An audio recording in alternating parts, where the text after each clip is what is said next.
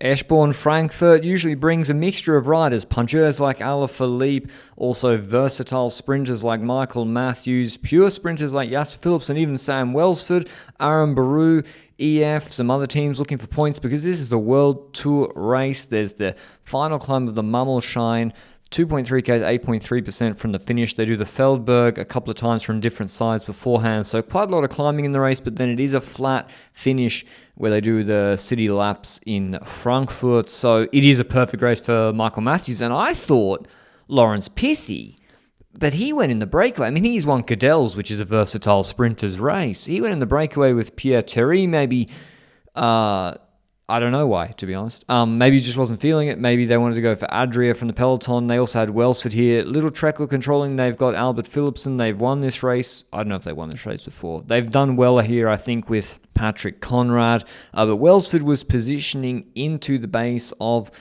the Mummelsheim climbs, or the Feldberg climbs, earlier, and there we see Michael Matthews, bling, he's exactly where he needs to be in the front of that group, as well as Jasper Philipsen, who on his day can get over a punchy climb. But Jayco Alula, they knew what they had to do. They brought a good team to this race, and they put everyone under pressure on these climbs. Hot conditions in most of Europe at the moment. Adria dropped, Pollitt dropped, Philipsen dropped, and it wasn't just versatile sprinters. It was going down to a group of 20. UnoX had Magnus Cort there with numbers. They've got Zversnes, Leknesson, so they have strong riders to control. But there's riders like Paulus, they don't want a group of 25 going to the finish.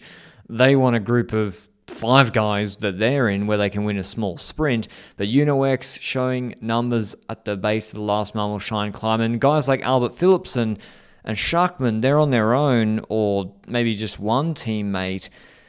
Do they jump? Do they go all in on an attack? I mean, Philipsen, he's got no one to lead him out. He tries to reduce it, but actually almost nobody gets dropped on this last rep. And the teams with numbers, Jayco, UnoX, who have a sprinter they want to lock this down for, they get those domestiques over this climb more or less. Cofidis as well, they're going for UCI points. And so they're not going to risk everything for a late flyer when they can get a double top 10 with Oldani and Aaron Baru. That's just how racing is at the moment. And Leknesson, I mean, UnoX did a really good job. Sometimes you can have these small groups that get away, but they opt to not pull with Leknesson. He's saying to Schachmann, I've got Magnus Cort behind me. And so he neutralizes this move with Mühlberger and Schachmann. So Bora try to attack in the flatter zones with Herzog and Denz, Paulus and his EF teammates jumping, but they were just controlled by UnoX, by Jayco, eventually with Leknesson not cooperating too much. This group's brought back, and that's just about when the city circuit starts, where it's easier for those teams, UnoX and Jayco, to control what is pretty much an uncooperative group, because who wants to go to the line with Michael Matthews or Magnus Cort if you're Paulus or Nico Denz, but there's teams like Movistar, they got Baroneccia. I mean, they could probably run a podium here. So they enter the city limits, the teams get into formation, and as I said, Zversnes he won a Tirreno stage. He's a really strong all-round ruler. Leknesson the same. They just lock this stage down, with Jayco also having 2 domestiques for Bling. So there wouldn't be big lead-outs really, but all the late attacks like this one that comes from Nico Denz, I think it's Denz, they're controlled pretty easily, actually, and it's going to be a sprint, as is typical. Actually, Vachil's won this in a very similar situation last year in a reduced group sprint. So, Simon Simone Velasco there with 1k to go. He came 4th in the Liège-Bastogne-Liège sprint, and Bling got boxed in, actually. And so I keep talking about UCI points, but really these races that have the World Tour designation, they're very, very important for those. There's a relegation battle on at the moment. You see Velasco, I'm just pointing him out there with the chain dangling. Aaron Baru, Oldani for Cofidis.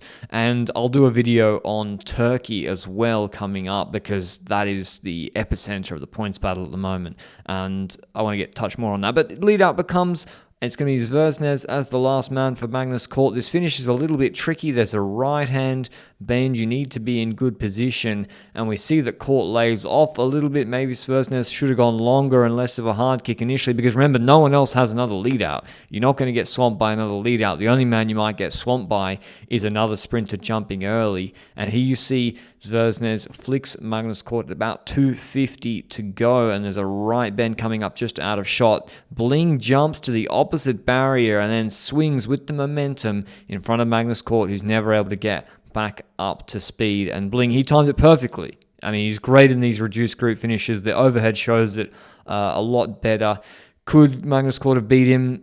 Yes. Would it have been a bit dicey from Zverznes? Yes. But here you see Bling's jumping, and Zverznes, you never do the lead out decelerating and then swinging to one side, opening the gate, because you're just opening it up for everyone to jump Magnus Cort to the inside or outside. He either needs to fully swing to the barrier to the left. Most likely he should have been on the right-hand side and leaving just a small gap open for Magnus Cort to jump through. And he shouldn't have swung all the way to the barriers anyway. Bling timed it perfectly, shot the gap, and then you see, Magnus Cort probably wasn't quicker anyway. So Bling wins. I mean, Bling's been underrated the last 2 years. He is winning, scoring points, Quebec, Frankfurt, these harder, hilly one-day races. He's still an elite rider for these races. Winning ahead of Cortland Baronetcha, Paulus, Vandal for Bora, Philipsen, Oldani, Hirschi, Dens, Bargy. Here's what Bling had to say after the race. Yeah, I think my shape through the spring was good. Just not on the top step. I think it's just nice to finish off this block with a win here in Frankfurt. It's been a race that really suits me for a lot of years and haven't been able to win it. So to come here today with the team, the way we rode perfectly, and to execute a performance like my team did for me today, it just puts the icing on top of the cake. But it was a super tough race. Yeah, definitely. I didn't expect my team to go so hard on that second long climb, but we split the bunch a lot and got rid of a lot of the fast guys, which was the goal. And I think my team performance today was exceptional. I think to finish it off the way I did, I'm just so thankful to my teammates today. The last and only Australian to have won Frankfurt was Phil Anderson, but he won it twice, so you have to do it again.